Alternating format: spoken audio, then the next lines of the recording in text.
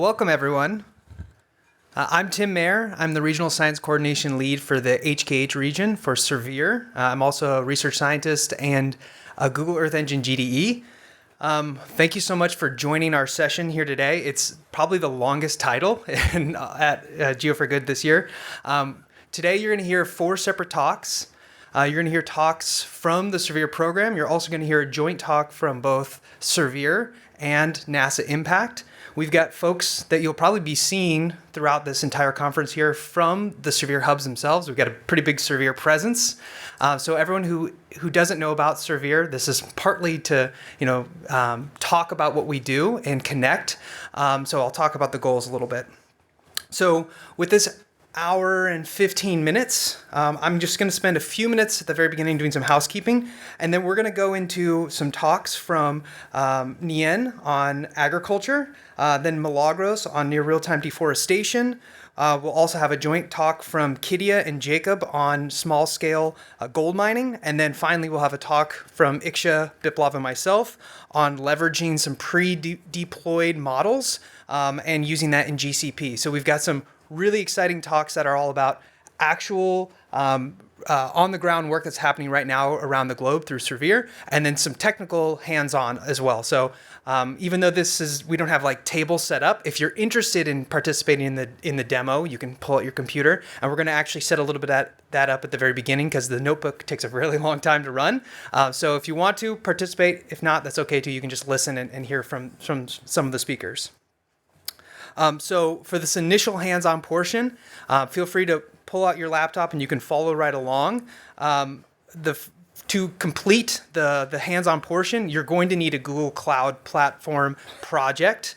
So this could be, I guess the risk I will say here is that this notebook does cost money. So just be aware, at the very end, the project actually wipes itself so you don't have to worry about any reoccurring costs.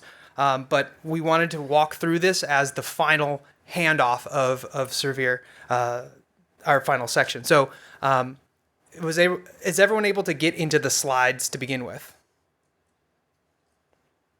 If you go to I know it's only the second talk. If you go to the website, you can go right to our section and our slides will pull up. You can follow the links right along. And then we'll go right into the hands-on collab. So, for the hands-on section, we'll come back to at the very end. For SERVIR itself, show of hands, who in the room knows what SERVIR is or the SERVIR program? Okay, quite a few hands. And the overview here is it's a joint initiative between NASA and USAID, and we partner with hub institutions, leading geospatial institutions around the world in Asia and Africa and Latin America, and we address an array of different environmental challenges, as you can see here. And we're going to hear from some of those folks who do the work in the room later today. And also, Iksha, who's in the front row, is also a member of NASA Impact, which is really leading the way on enabling data to get to users, and we'll hear more about that in our final talk. So our major goals for this talk is really to show some of these examples. So some of you may be working, in illegal gold mining or in agriculture efforts, and this might be a great way to connect with folks to demonstrate. And also, we want to hear from you as well because we're really a needs-driven organization. So the more we can hear about some of the challenges you guys are working on, it might be a great way to collaborate. So feel free to learn more about both NASA SERVIR and the USAID NASA project and NASA Impact. And broadly, these are our 5 major thematic areas of SERVIR. We're only going to talk about just a few today, but you can see we work across the globe and in many different varieties of themes. And here's where we're doing a lot of the work. We've got representatives who we're going to hear from talks from later today from West Africa, Amazonia, and the Southeast Asia Hub. And at this point, if anyone still wants to do the collab follow-along, just quickly raise your hand and I can run around and help set those up. No takers. Well, maybe you'll be a taker at the very end, because we'll have time. Okay, so let's hand it over to the end.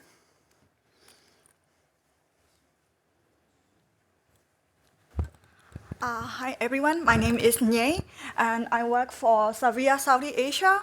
So for SERVIR South Asia, we empower decision maker in 7 countries in South Asia by supporting geospatial decision making tool and geospatial data processing. So today I would like to present the agriculture mapping system for South Asia using Google platform, and these are the team working for that project.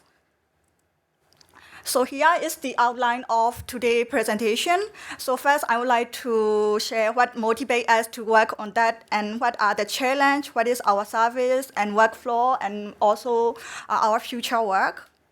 So for here, for agriculture mapping, today we would like to mainly focus on the country called Myanmar in South Asia. So why we focus only on that country is like what motivates us is, as all of you know, in 2020, COVID hit and that impacted a lot of country.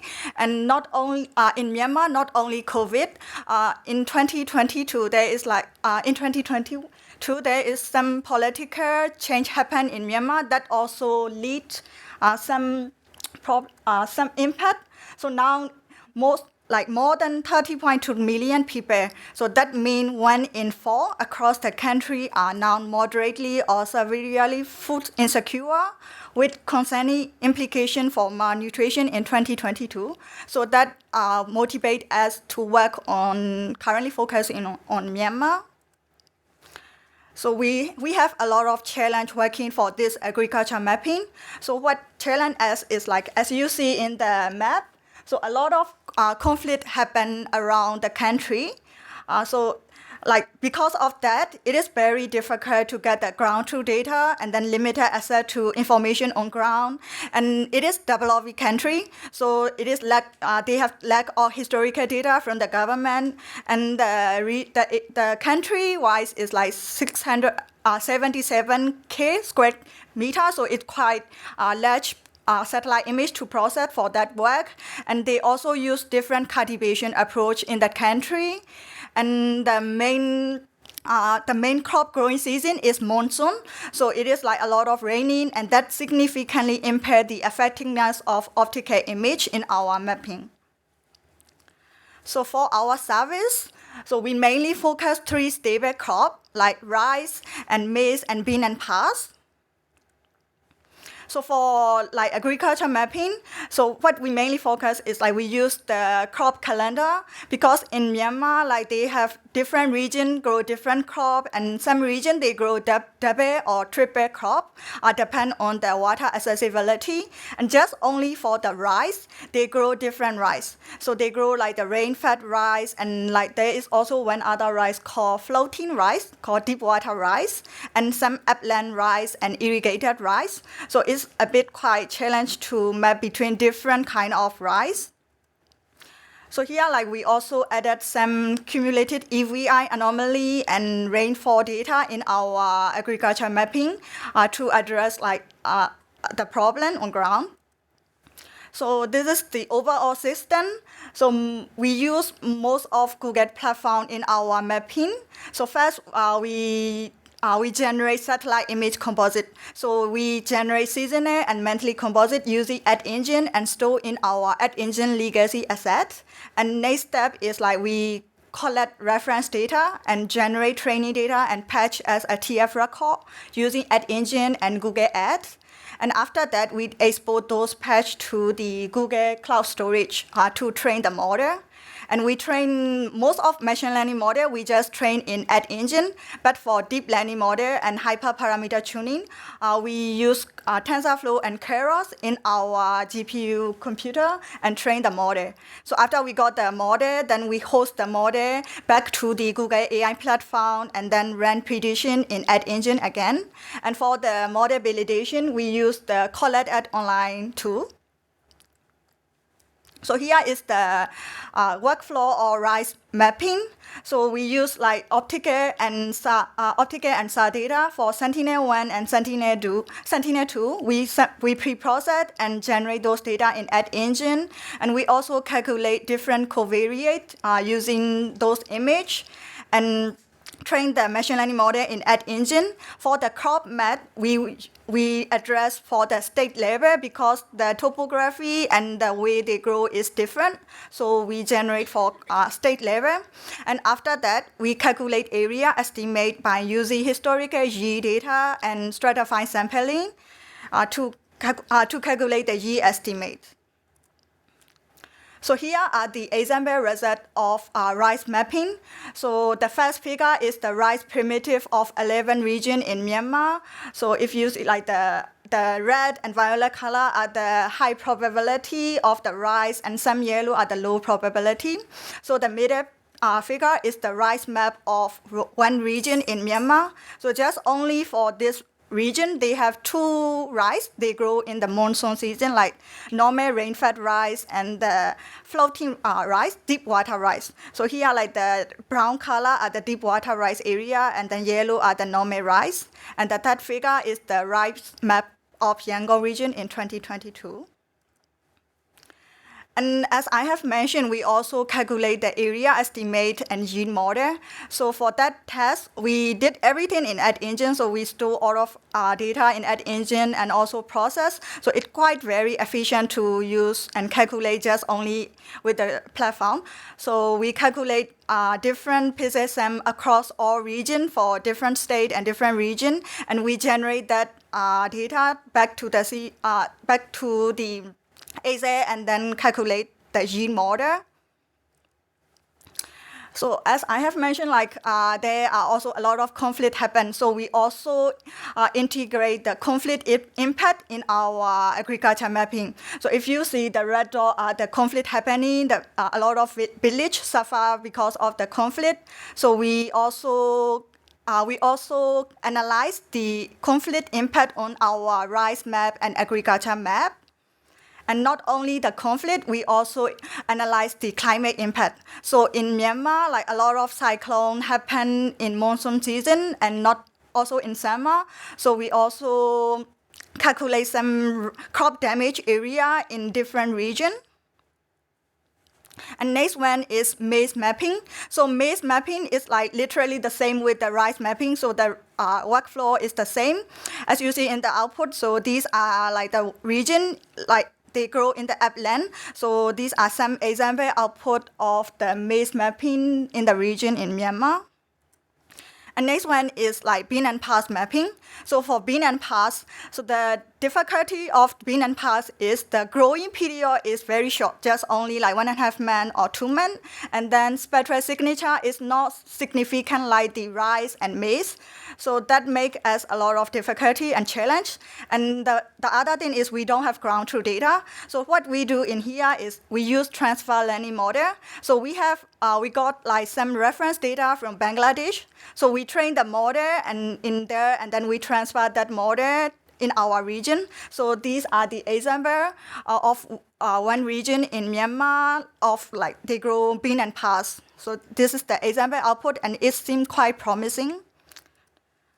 So for the future work, so we would like to test more sophisticated deep learning method for our rice classification. So if you see in the figure, this is very impressive publication from the NASA Harvest. They use the transformer. So we also would like to test this pixel-based transformer to predict cultivation at the stand and during the season. So currently our work is we map rice just only end of season. So with the different masking strategy using transformer, I hope this might address our challenge, and we would like to test this in our future work. And thank you. And these are some examples of our report and regional land cover. Thank you.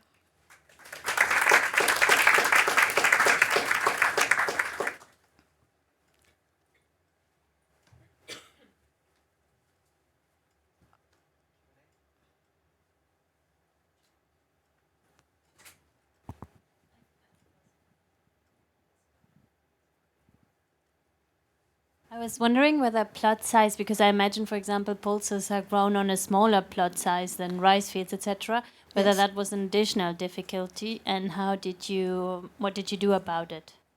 The crop, The plot size. the plot size. Yeah. Or are pulses also grown in large? Yeah, so that's like our project. We mainly like most of the region they grow very large area, like mainly in the data and different area because in Myanmar their main like the business is the agriculture product. So most of area they grow rice and a lot of area like they grow very big rice.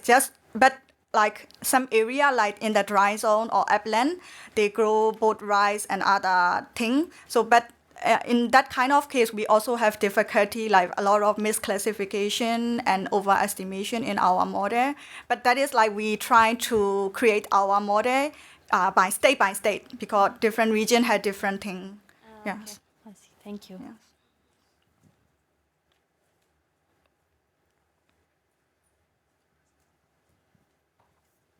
Thank you for the presentation. I have a similar question. So, you showed that you fused different data sets, Yes. including Planet and Sentinel. So, I was wondering, how did you deal with the different spatial resolution they have? And also, because Planet is relatively high resolution, does including Sentinel helps?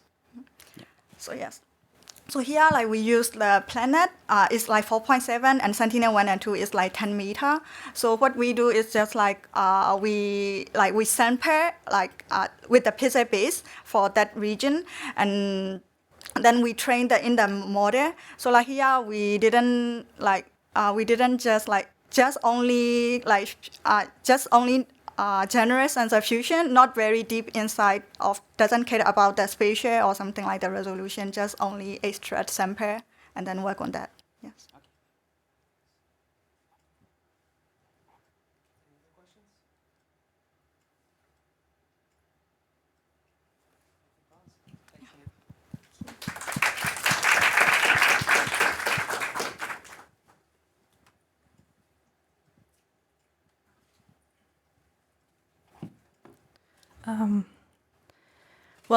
Hey everybody, my name is Milagros Becerra. I am part of the SERVIR Amazonia Hub, and I work for the Conservación Amazónica, which is a Peruvian NGO. Today I'm going to presenting a near real-time deforestation alerts in the Amazon using mainly Google technology. Here is a photo of my supervisor that he couldn't make it, but so first, go in deep in the service that we are using or we are gonna presenting. I just wanna highlight the SERVIR Amazonia team.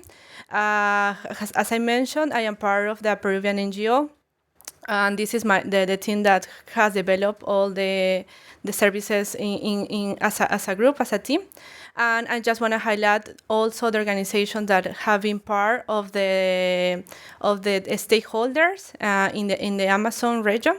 One of the Spatial Informatics Group, and also the University of Richmond and University of Federal do Acre, and also regarding the Peruvian organization, I just want to highlight the Ministry of Environment and the NGO that have been part of it. So. First, this video is not has sounds, but I wanna give that everybody travel to the Madre de Dios region, which is one of the areas that has a great amount of forest. But as you can see, it has been activated for other threats and other deforestation alerts. However, through the use of geospatial data and the machine learning and the Google technology, it helps to mapping the forest disturbance. And I'm going to go in deep on what kind of forest disturbance we are facing. Yeah. So for the near real-time deforestation alerts, we try to mapping illegal logging or selective logging. For doing that, we try to use Planet or SkySat because it's kind of the high-resolution imagery that helps to mapping the illegal logging. Also, we identify forest roads. The forest roads, I'm going to go in deep in what of the dynamic of the forest road is going on. So it helps to deforestate the Amazon forest. And for that, we are using Sentinel-2 image from European Satellite Agency. And I'm going to go explain more about the service that we name it Monitoring of Forest Growth in the Southwest Amazon, MOCAF. Later, we phased it in the Amazon to alluvial gold mining. For doing that, we're using Sentinel-1 image based on radar. We named the service as Monitoring of Gold Mining in the Peruvian Amazon, named RAMI. We named that because we are using radar as data. And also, we are mapping fires using NASA firms, and we develop, we like to name it all the services that we are developing. So we name it like Amazon Fire Tracker. But today I'm going to focus in both alluvial gold mining and forest roads and how we are using geospatial tools to mapping those forest disturbance. So for monitoring of gold mining in the Peruvian Amazon, here you can see a time lapse from 2000 to 2022 using a Landsat time lapse. And you can see how the gold mining has been increased a lot in the last 20 years. However, this is a key conservation region. As you can see in the next to the map, there are indigenous lands, natural parks, and also the mining hotspots that affect these key conservation areas. We are mapping the evolution of the mining itself. Later, in the image background, you can see how the new fronts of deforestation is affecting by roads and also the gold minings and later we can see how the deforestation is accumulated and in a great amount. However, in general in the Amazon, we are facing a challenge, that is the presence of clouds throughout the year. Here is an example of how the clouds, the optical approach don't lead to monitoring the gold mining evolution. That's why we develop a methodology based in Sentinel-1 image using radar, and that's kind of and we are deployed change detection algorithms that using radar that identified how the forests have evolution to forests to mining ponds, and those mining ponds use a logarithmic radio using radar to identify how has the evolution of one date to another date. We have 15 days an image for with radar for see how the evolution of the mining itself. And at the end of this presentation, I'm gonna share the link of the tool itself that you can see how the results can see look at the image. Later, and so I want to focus indeed more in the monitoring of forest growth in the Southwest Amazon, named MOCAF, as I mentioned. And as you can see, there is another threat that we are facing in the Amazon. We can see how the road is evolution during I guess it's five months of evolution, and also the selecting logging. As you can see, the size of the deforestation is pretty small, so we need to deploy high machine learning methods or other or high resolution imagery to mapping those. Here's another examples that we are using, like wood roads that get to reach the selecting areas that the people do logging. Also, wood structure camps, we can see here, and there is like infrastructure, sawmill, another infrastructure, and also there are people who extract woods using boats. And here is a base map based on radar, so we can see how the boats are going on the river. Later, I just want to highlight the same challenge that we have with the gold mining. We have challenge to presence of clouds through the entire year, and also the selecting logging. It has a spectral similarity with bare soil or sandbanks, so we can get to have false positives. That's why we are using machine learning to minimize those kind of false positives. Also, the logging routes are sometimes discontinuous or partially visible, so we need to use, like I mentioned, SkySat or high-resolution imageries.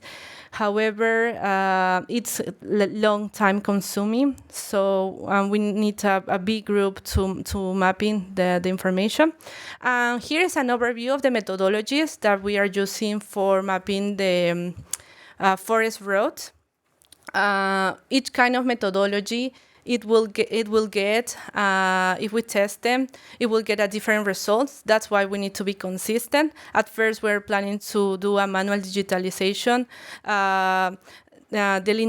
outlining the forest roads, but it's, as I mentioned, we need to mapping the Brazilian and the Peruvian Amazon, as you can see in the map. So you will need to have a big crowd to the people to mapping those. So that's why we are trying to employ the machine learning and deep learning models. One of these is pixel classification, but as I mentioned, we will have different results, and the other is object classification using a convolutional neural network. In general, the service itself has mapped 3 regions of Peru and 1 region of Brazil, which is Acre. Later of that, here's I want to show the overview of the methodology that we are using Google Earth Engine. First, we identified the benchmark data using SRIA-QGIS, where we using Sentinel-2 image. Then we go through the patch generation using TEF records in formatting Google Earth Engine and Colab. Then we upload this data to cloud storage, and then we go again to TensorFlow Colab to model, training, testing, training, and validation the data. Then go again to cloud storage to testing this kind of models. Later, we deployed the methodology in Vertex AI. And finally, for visualization, the whole process, we are using Google Earth Engine. We are using an architecture of UNet that the input is a Sentinel-2 image with information of how our selecting logging has been identified. Then we will have the result of binomial classification of how is the selecting logging and the forest roads can see in the model.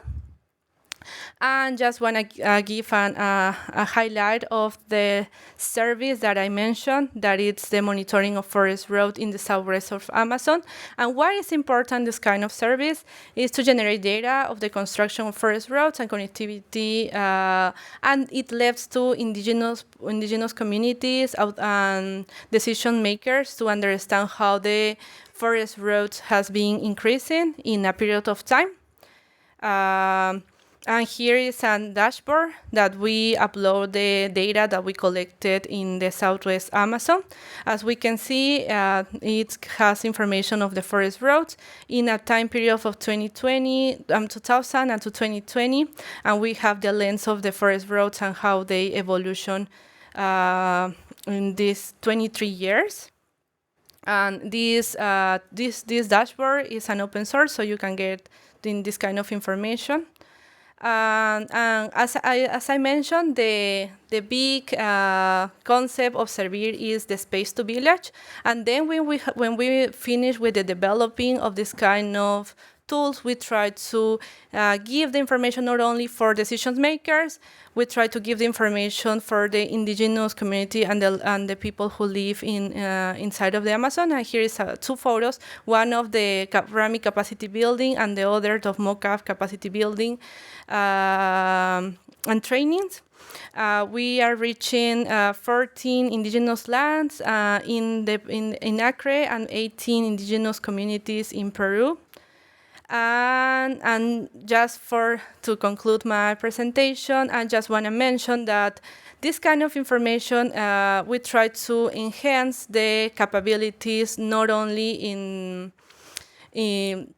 of the communities, indigenous communities. We try to enhance of other partners in Servir Amazonia. That's why I bring up this photo with the later training that we developed with other partners in Brazil, Ecuador, Colombia, Peru, and other folks.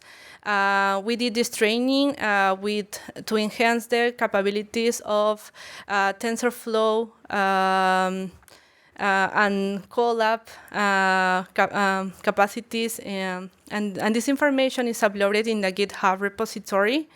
And this information I would like to share with all the participants and the whole people, because this is a basic knowledge in TensorFlow, but it helps to understand how we are developing these notebooks of Mocha, Rami, and others Google Cloud information. So that's all from my side.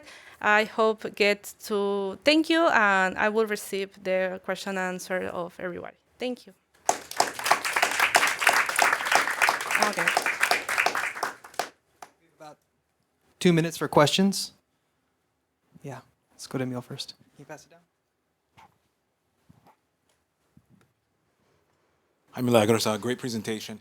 I guess one thing I think that people in the user community are usually kind of wonder about. So the approach that you showed, I guess you guys tested using deep learning techniques and also using just more traditional supervised classification techniques. Did you find that there was, like, say, a big difference in the accuracies that you found one approach versus the other? Could you comment on that, please? Yeah, sure. Thanks for the question. Yeah, I think for the traditional mapping, it's like I said, is long time of consuming comparing to the machine learning approach. However, in the machine learning, we need to be aware of what type of benchmark data we give to the algorithm or to the model to training. So we cannot start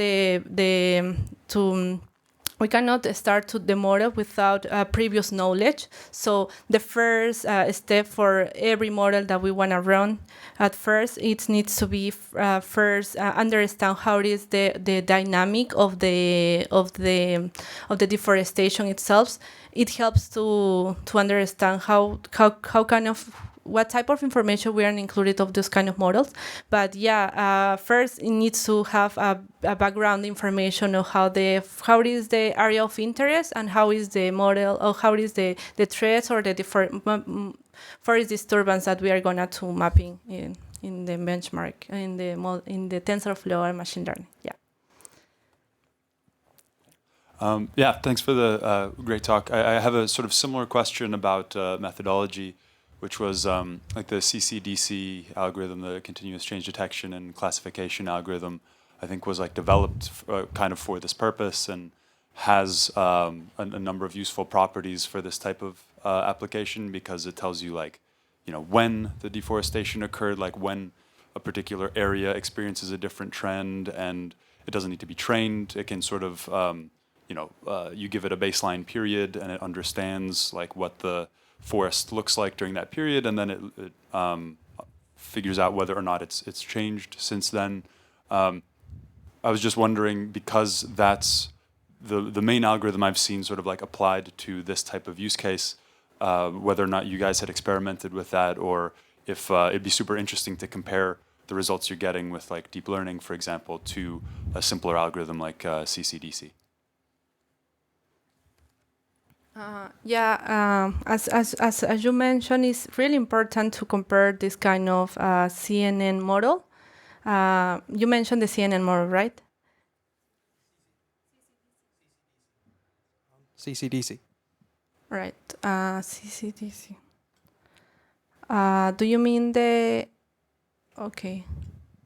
Can you explain a little bit? Because I thought it was CNN model. It's a continuous change and continuous change detection and classification. Okay. About the change detection algorithm that we deployed in RAMI,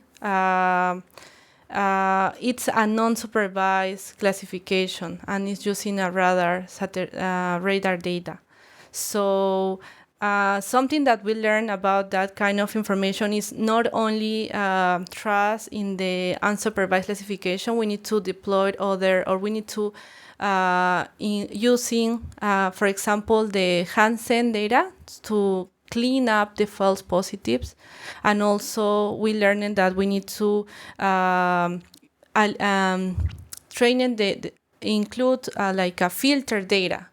The filter data helps to improve the methodology of that we deployed in RAMI itself.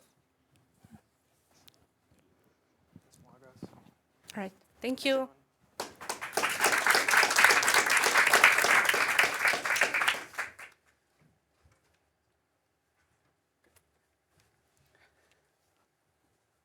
Thank you very much. My name is Kidi Agale. I'm Science and Data Lead in SERVIR West Africa program. I'm working in ICRISAT and based in Niamey, Niger. And we are presenting with my colleague. Hello, everyone. I'm Jacob Abramowitz. I work at the SERVIR Science Coordination Office in Huntsville, Alabama, with the West Africa Hub.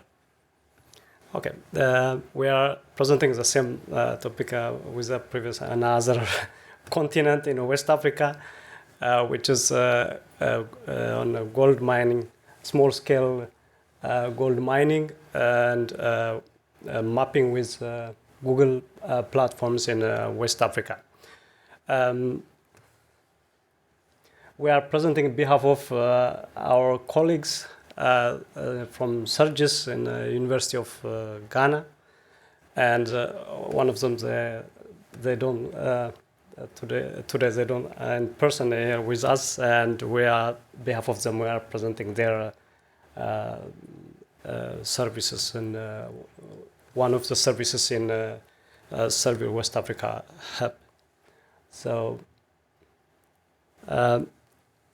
we have a content, and the first part I will present with on overviews about we'll see what is small-scale gold mining means in West Africa and affected individuals and on communities, and Jacob will present on Google Tech leverage and results and what these services have impact in the community and for on the small-scale mining. So small-scale mining is it's a common practice in sub-Saharan Africa, and which is the communities are it's a means of income for the community, and when it's resources are available and people want to use it, so people are commonly practice it in everywhere, for example, in opal or in gold mining in every society in sub-Saharan Africa. So we are one of our services here. We are monitoring small-scale gold mining, which is to show how it's affecting the environment, and we want to give inputs for decision making and to also to tackle illegal activities for in gold mining area. So it's small-scale gold mining is commonly called in local name. It's called galamsey, and it's a major source of livelihood in the rural communities. That means a means of income, and generally it's as you see on the photo. It's they're digging the pits and they are extracting the gold with different methods. Somehow they use mechanization, on the other hand also is hand, different filtering also, of course, use different chemicals. And it's most of the time this is a practice in southern part of Ghana. So our service areas is in this part of the Ghana. Therefore, here, women's and men's and children are also part of these activities as a rural community doing. And therefore, our objective is to tackle some environmental, social, and of course moral issues related to the gold mining. Therefore, for example, as you see, this is it's not delicious chocolate. This is a river that's not sourced from not from soil erosion. It's not from something, but this is from the gold activities that people are digging the pit and sorry. And for example, if you see here, they dig and they extract the gold, and they use water from the river, and finally they release it to the river, back to the river. So this is affecting the river areas and drinking water. It's to filter the water. It's very costly. At the same time, they use also different chemicals to aggregate the like amalgam for gold extraction, and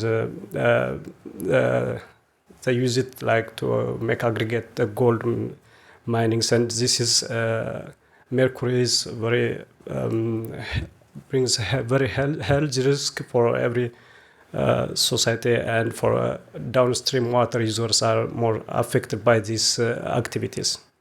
And as you see, it's in the newspaper everywhere in Ghana. It's a major topic because this is people are under risk because of these activities. Of course, river siltation maybe for the future it will cause maybe flood, something related to these siltations. Maybe also for small-scale dams. Also, the soils are silted in the dam, and finally it will cause social and environmental impacts for future.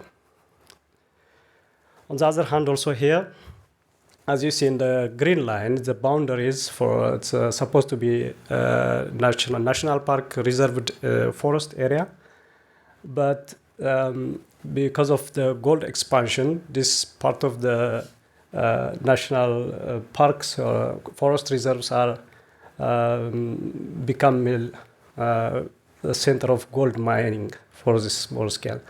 At the end of the day, since they dig it down some certain meter, and this soil it's very hard to recover, and it will become more abundant land. And of course, as you see also here, ponds are long lasting there, and the only thing is here the regular forests are not growing here because only the weeds place it become and to affect biodiversity. And here, the other issues here, what we want to address is a loss of livelihood balances. For example, as you see here, it's a cacao farm. And finally, farmers are, because the price of the lands are become very expensive because it's under it's a deposit of gold, and they sell that farm for gold miners. Finally, as you see here, the people who live around here, for example, these ponds are maybe they left it over when there is no gold anymore, and finally these ponds become the reproduction place for mosquitoes, and finally it will be very risky for the community. As you know, West Africa is malaria. Malaria is the main challenge, and it become source of malaria outbreaks. And here also the other issues, as child labor is a common practice for this small gold mining. And as you see here, for example, it was in the beginning, there was this community around, there is agroforestry, cacao farm, and people live around. And it became the changes in 2015, more small scale, the expansion of small scale gold mining. And finally, the government to try to control, to mitigate these activities, and it's reduced, of course, as you see here. And finally, the government become weak, not anymore acting, and in 2022, as you see, it become again, the extent has become more and more. The next part, Jacob will present for. Thank you. Thank you, Kidia. So now I'll talk a bit about some of the methodology that we've used to do this work. So I think it's interesting to look at how this work has evolved over the years at SERVIR West Africa. It largely began using Sentinel-2 and Sentinel-1, just kind of testing out different methods, looking at temporal changes in buffer regions around rivers where we know that most of this gold mining activity is centered.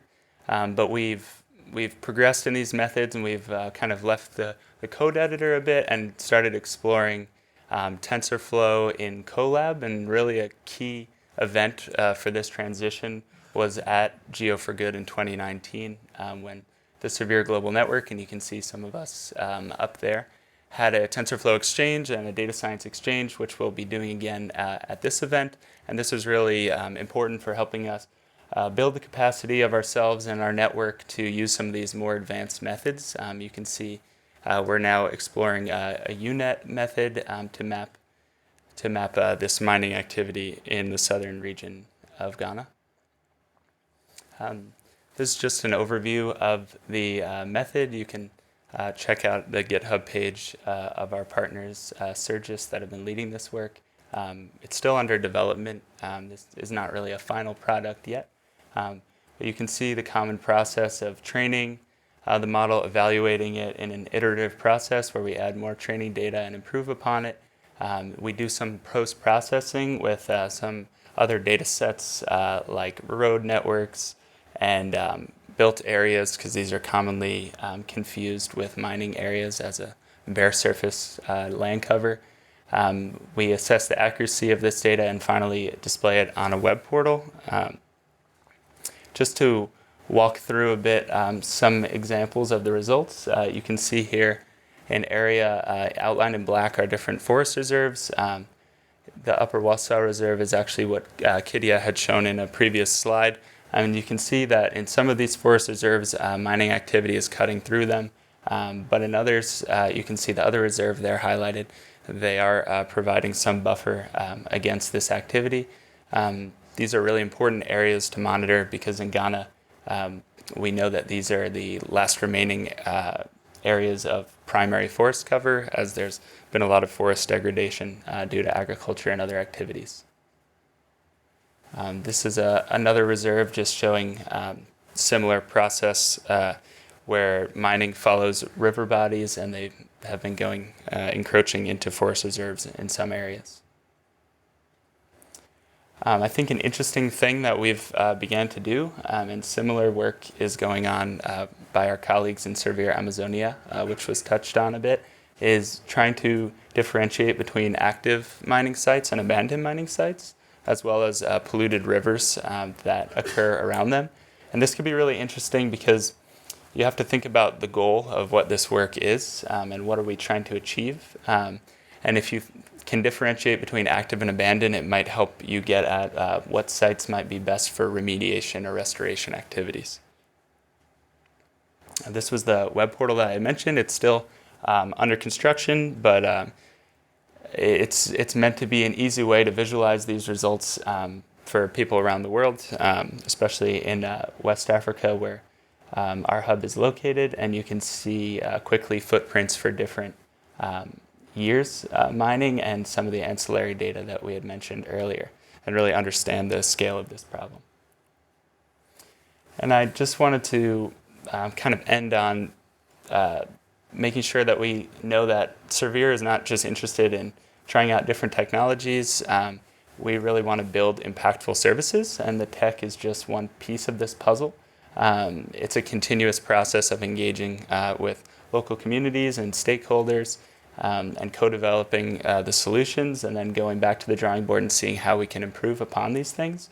And getting info on mining extents, active and abandoned, is just one step. we often say you can't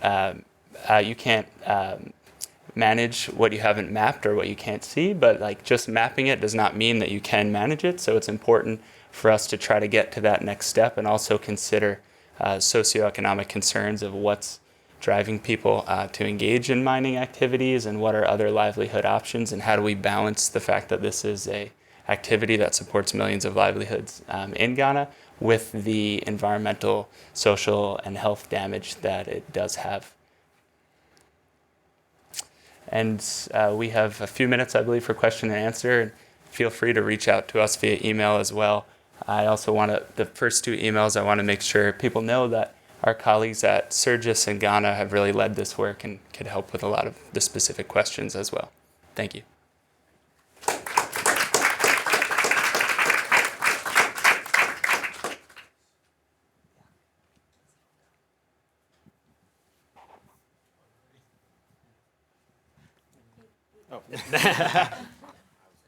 Hi. So it seems that a lot of the data you've analyzed has been focused on identifying the problem and where it is.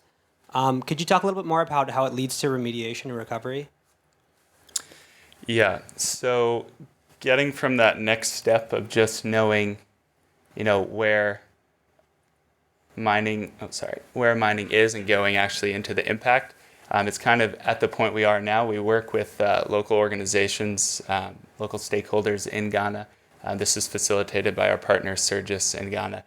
For example, Erosha Ghana is an NGO there that does some of this environmental remediation work, as well as community sensitization and letting communities know the scale of the problem and what can be done. So if we know where there are active sites, where there are abandoned sites, we can start to target those abandoned sites for different remediation activities. But this is really kind of the next step of this work, is actually translating it into impact on the ground as best we can. Thank you.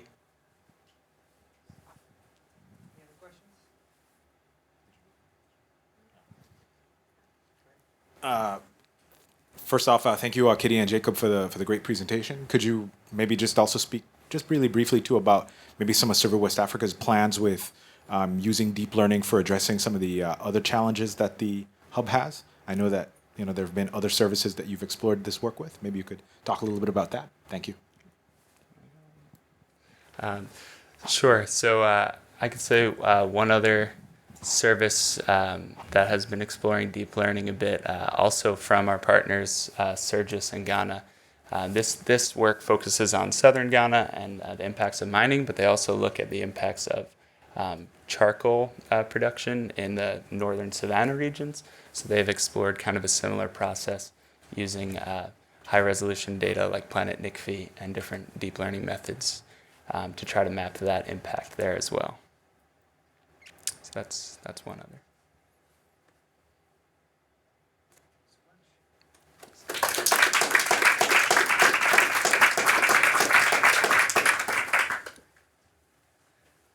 So we have one final talk. This is the hands-on portion. So everyone who's waiting anxiously to code a little bit, we have a Colab notebook. So if you go into our session, you can click the slides. I saw a couple people following along. And if you go ahead and click onto the Colab link right here, you can go ahead and click that link and it'll pull up the Colab, and we'll walk through that. So we wanted to give you a flavor of some of the talks that you've heard. Jacob also mentioned there's this service planning toolkit approach where we're looking at environmental challenges and how to address them with different methodologies. And one of the main areas where we spend a lot of time with this deep learning is within this TensorFlow working group. And this is open to anyone. It's really just a space for capacity building. So if you're using machine learning, but you want to maybe start exploring deep learning, this group has been designed really to have a space to come up with a lot of these different methods. So everything you heard today has grown out of this TensorFlow working group, and including this next upcoming talk. If you digest material more effectively through videos. There's a video series of all the different talks. We have invited speakers as well.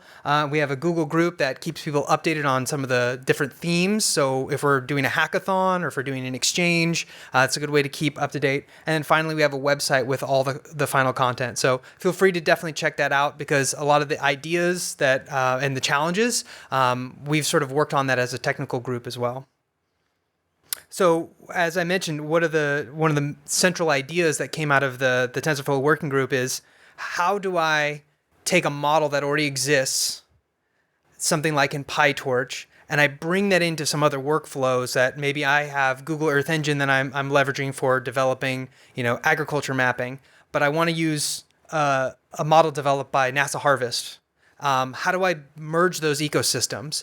And some of the talks that were at the plenary and also earlier today on the cloud theory is really getting at that. Vertex AI is one of the ways in which you can take a pre-existing model and bring that in and put that into some of your workflows. So we had this exact central question in our working group. So we've developed a workflow, and we're just going to walk through that today. And hopefully that could be a good walking way for everyone as well. Here's a methodology that isn't theoretical anymore. You can actually do it.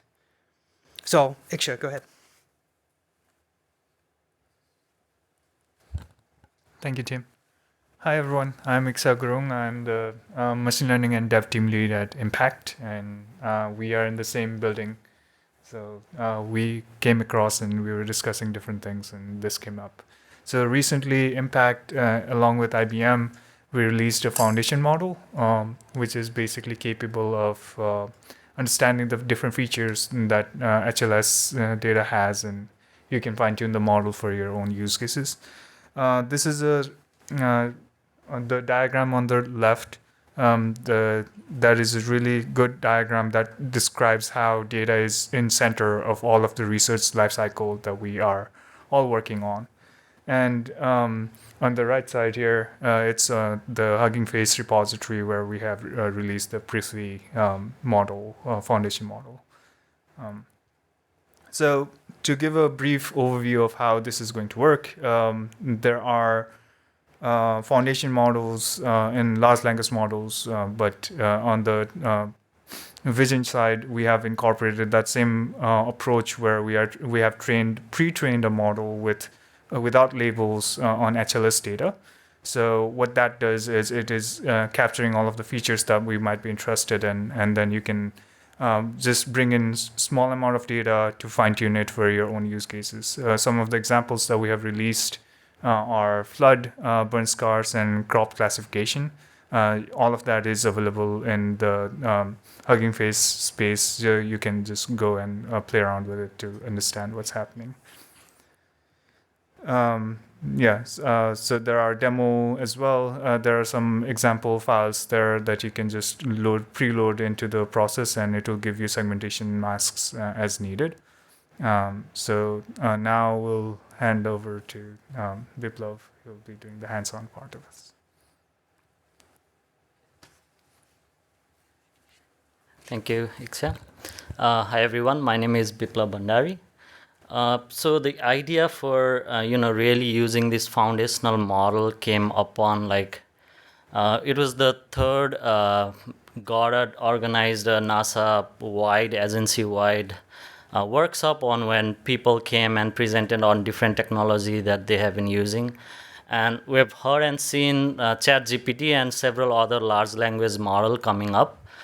So I really had this idea of how we can use those technology for geospatial world. Maybe through prompting, you can maybe change the way the UI UX has been presented to the user. Instead of doing that, you could really go and grab the API that's really, founding these models that we're looking on. And luckily, during that time, NASA Impact has been working with the IBM on the geospatial foundational model. We heard about that, as Iksha mentioned, Impact sit right across the hall from where we are, literally a pixel of Landsat image, probably 30 meters. And they have this fine-tuned application, especially on burn scars as well as land cover mapping. So we really wanted to leverage that And because we use heavily on the Google technology, and I don't think anyone is doing hands-on here, so I'm just gonna walk through verbally, but the notebook is here. You can go and play around with it. There's some cost associated with it, but if you run the entire notebook, at the end, it destroys everything that it generates on the fly and whatnot. So we really wanted to use this technology, and because we heavily rely on, from our talks, it's been clear that we use, Google Earth Engine, Vertex AI, Google Cloud Storage, all the Google technology. So we wanted to see if there's a way we could take what agencies like NASA Impact or any other agencies would produce, and then any other downstream organization could really consume those on their own workflow. So the idea was, and we worked really closely with NASA Impact on this, and thanks to Ixia on basically getting us up to speed on using some of their technology and helping us deploy on the Google technology. So I just wanted to. There's a GitHub link on it's an open source and everything. So there's a GitHub link on the main foundational model. But then we also have a notebook here that basically grabs those, uses some of the newer technology like the artifact registry, which is basically a registry where you can put in your Docker images. It's a serverless side of things where you can run those Docker images using cloud build. All your artifacts are then stored in the cloud storage. The beauty really comes on using the Vertex AI. Vertex AI is a uniform platform that you can use for training, data collection, deploying, and everything. And now that Earth Engine can directly interact with the Vertex AI using the various endpoint, we wanted to just use those and integrate those into our workflows. Again, not gonna go into the notebook here, but the basic idea is that the Vertex AI have several of these environmental variables that you can use in order to tell your model what endpoint to use. For example, in this case, we're using AIP_health_route, which basically is a HTTP path that checks whether your API is working or not. We just have a simple hello world in this case. But AIP_predict_route is the main environmental variable that does this prediction. So here, it's a simple snippet that I put here that basically goes and uses some of these fine-tuned application. In this case, the burn scars, we were interested in using this burn scar application with the HLS dataset. The idea is you can use any of the web services that you want. In this case, we used Fast API. We heavily used one of the example notebook that was provided by the Google Cloud team. But if you are comfortable using Flask or whatever, you just have to have those environmental variables that the Vertex AI knows how to do the predictions on and deploy that on the Vertex AI endpoint. If you follow the notebook, there is also a wrapper around those Vertex AI endpoint. So this is the URL endpoint over here. Impact has graciously hosted those endpoint on the Vertex AI. So this is public. You can just go and try it out. Basically, we're just using this endpoint and then constructing some of our data. So in this case, we're interested in this bounding box for this particular time period. And as Ixia mentioned, in the Hugging Face, you can find those downstream application. In this case, we're just using the burn scar. I believe there is a land cover one and then a flood one. We're looking at the burn scar for in this particular case. You just go and make the post request on that particular URL. The thing you get back is a list of a feature collection. I don't know if any of you were in Kusang's GMap talk yesterday, but he has a nice simple functionality that can get those list of feature collection convert that on the fly into a feature collection that then you can use into the Google Earth Engine in whatever way you want. The only caveat on running this, as we have mentioned multiple times, just wanted to make sure, is the cost associated with it. Here's a breakdown of different costs when you run that notebook top to down. There's a way you could also go and try to sort of predict how much of the cost you'll get. You can use a price calculator that's provided by the Google Cloud team. And the link again to the individual services are also provided on the notebook. So that's all we have for today. I think we have few minutes for Q&A. If you are interested in any of the core backend on how those foundational models are developed, and if you are interested in using those in your workflows, reach out to Iksha. He's here. He's the main developer of the foundational model. And if you are interested in running the notebook or run into any of the issues, just reach out to us and we'll be very happy to help you out. And also don't forget to join the TensorFlow working group. We have an exciting presentation lined up for next year. And yeah, that's it for us. Thank you.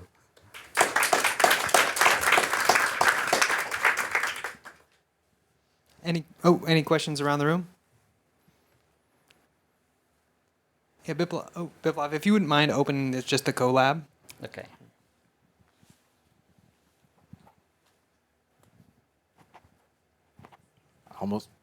Almost feel like I'm planted here to ask questions, but could you also just kind of give us a flavor of like what the TensorFlow working group has done in the 4 years since it was founded? Some of the interesting highlights from the group.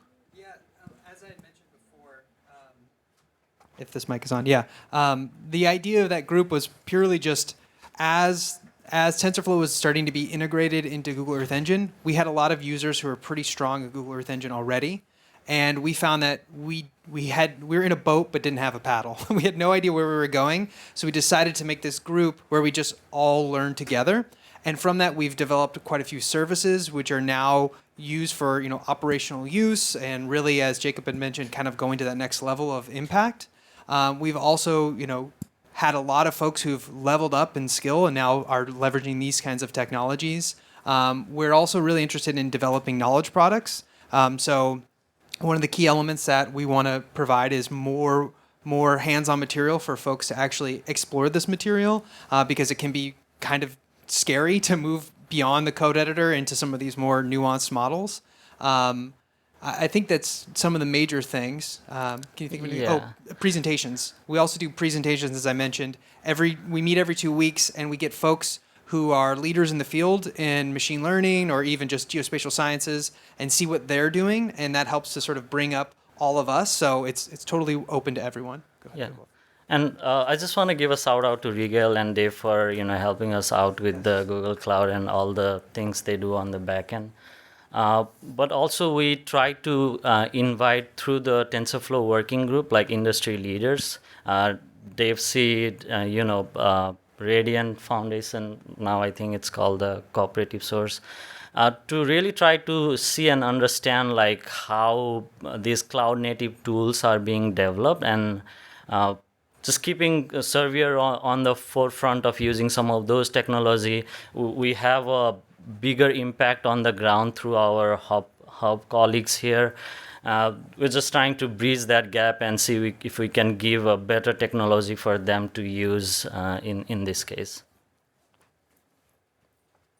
And we have just like a few minutes left, I know, as everyone's packing up. But we wanted to make sure that you had access to this. It's in the slides. Biplav pulled it up.